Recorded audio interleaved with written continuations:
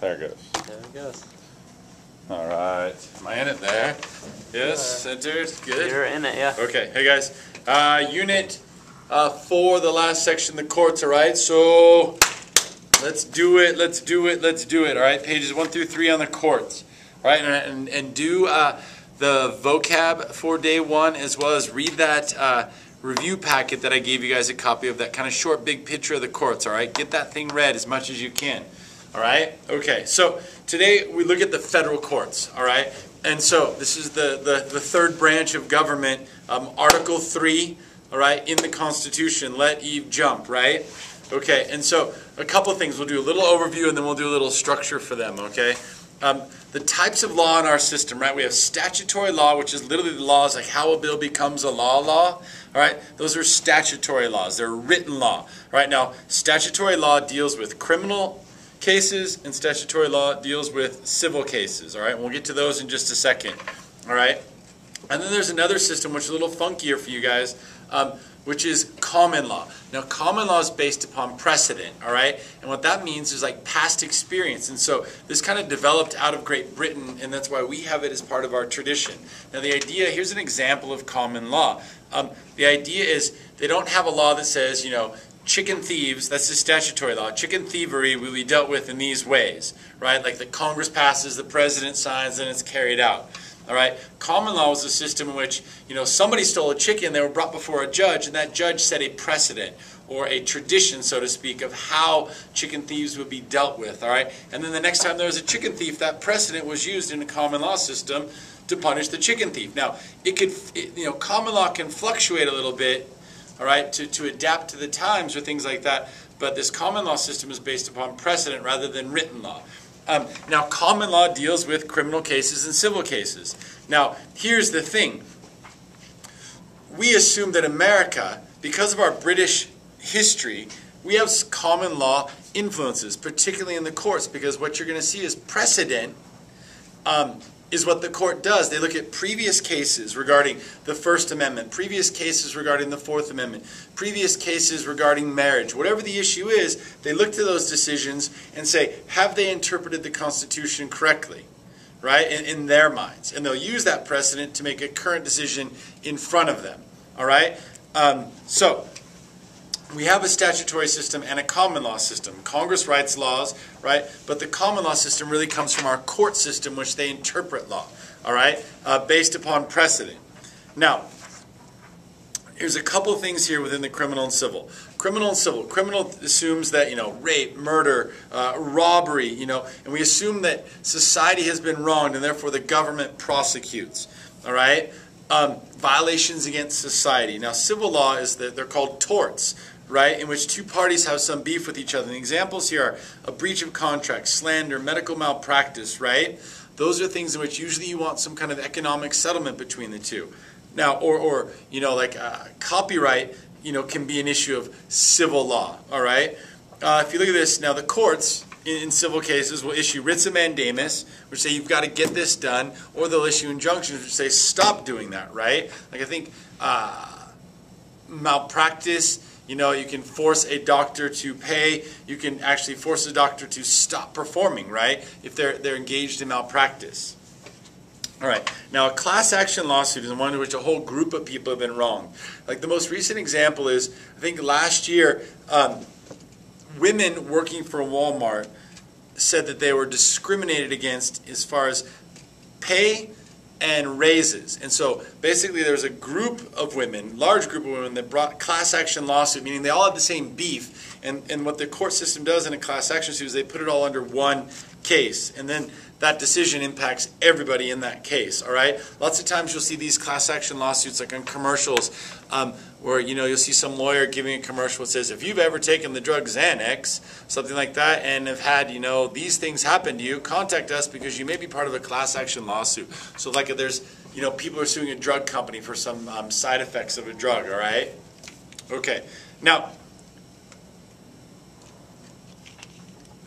the judicial power, the court's power, is passive. What that means is the court can't just sit there and say, oh, that thing over there, you know, that Tyree Fry's doing, that's unconstitutional. You know, or that thing over there going on, that's unconstitutional, right? What they have to do is they have to wait for somebody to say that something has been wronged or they've been wronged, and they bring that case before the court, and then the court can make a ruling. Like, it actually has to be actual cases, right, rather than just hypotheticals. Like, if Congress wrote that legislation, we would definitely strike it down. They have to wait for Congress to write the legislation, wait for the president to sign it, carry it out, and then somebody has standing, which is number 3 down here, right, that somebody gets wronged by that law, and now they have standing. They can say, I was impacted by it, and now I'm suing, or now I want my constitutional rights protected, and then the courts can accept it through a protocol or a procedure. All right? Now, so only those with standing can challenge law. You can't just challenge law because you don't like it. Like, that's really wrong law. Now, let's say, like, you know, if you think the cell phone law, texting and driving or something like that was wrong, you couldn't just say, I think that's wrong, I challenge it. But if you were given a ticket and you said, wait a minute, those violate my rights, or that law is wrong, then you have standing, you can sue. All right. One of the examples, too, is that dad that was in the Elk Grove School District years ago, where he basically said his kid, his First Amendment rights to separation of church and state were being violated because his kid had to say the pledge every day in kindergarten. Right? It was his kid, therefore he had standing. If you just said, you know, my kid, or kids in school today, I don't have any kids in school, but I think whatever's going on is wrong, you couldn't sue. All right? You have to have standing. All right. Now, something else here when we get into 4, judicial lawmaking. This is what I want you to think about. Laws are broadly worded, and they need to be clarified. Right? The Constitution is definitely broadly worded and requires interpretation. Therefore, now, when Congress writes a law, they think they're interpreting the Constitution correctly, right? When the president, you know, issues an executive order or takes some certain action within his constitutional rights, he believes he's interpreting the Constitution right. But the ultimate final say is the court system. They get to determine what actual clauses in the Constitution mean, right? They set precedents so that when lower court judges get similar cases, they know what the Constitution means. All right, so when we talk about judicial lawmaking, don't get your head wrapped around it too much and freaked out, all right? All that means is they interpret broadly worded laws, because when two parties, you know, butt heads regarding how a law is being interpreted, they need somebody to say what that law means. And that quite often will be, you know, the courts. The same with clauses in the Constitution. We're going to get into, you know, free speech here shortly. You know, the definition of speech has been defined by you know, it's always been, Congress shall make no law abridging the freedom of speech, right? But the interpretation of what speech is acceptable and not acceptable has been up to the courts at times. Now, it's been up to Congress at times, too, or the president, but generally the courts have the final say. All right? So, they don't just sit there and there's not some perfect constitution that they can say, oh, this clearly means this or this clearly means that. Right? They're interpreting the Constitution. It's going to vary. I mean, you look at equal protection, right? Plessy v. Ferguson said the equal protection clause in the Constitution means separate but equal. That was their precedent they set. So any Jim Crow law was constitutional because of that precedent. But then in 54 with Brown v. Board, they said this, you know, equal protection clause does not mean separate but equal. It means treat people equally under the law. So, right? They can set another precedent. So the courts are consistently, and they're being asked by, you know, there's roughly, 100 million court cases a year in this country. You know, of those 100 million, 8,000 to 9,000 are trying to get to the Supreme Court each year. Of those 8,000 to 9,000, 80 or 90 get there. So people are constantly asking the Supreme Court to interpret the Constitution, to interpret legislation for them. All right? Okay. And again, examples of judicial lawmaking, right? One man, one vote. No racial gerrymandering. These are all political questions, you know, that people are challenging the constitutionality of. And the Supreme Court has either struck things down as unconstitutional, upheld them as unconstitutional. They've reversed their precedent hundreds and hundreds of times, right? Because times change and the people on the court change and our society changes, so they interpret the Constitution differently at certain times. All right? Although that's a big beef that we'll get into later. It's like, maybe the Constitution has solid principles that don't need to be reinterpreted all the time. All right? Okay. Now, let's get into. So we have judicial lawmaking, right? They interpret broadly worded legislation. They interpret the Constitution. All right? We talked about the passive nature. We talked about statutory and common law, right? And remember, statutory and common deal with civil and criminal law. All right? They're not all separate. Right? But look at the jurisdiction. Now, jurisdiction is simply the ability of the courts to hear a case.